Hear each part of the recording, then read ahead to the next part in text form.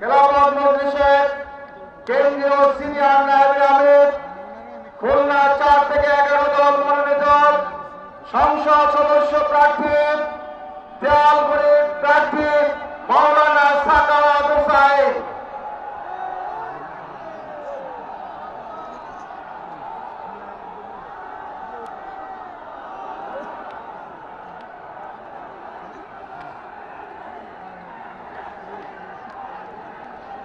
আসসালামু আলাইকুম ওয়া রাহমাতুল্লাহি ওয়া বারাকাতুহু।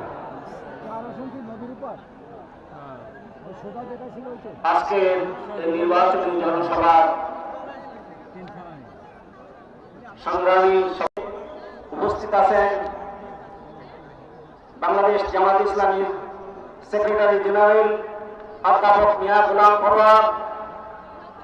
খুলনা 6 আসনের প্রার্থীগণ, 11 দলীয় ঐক্যের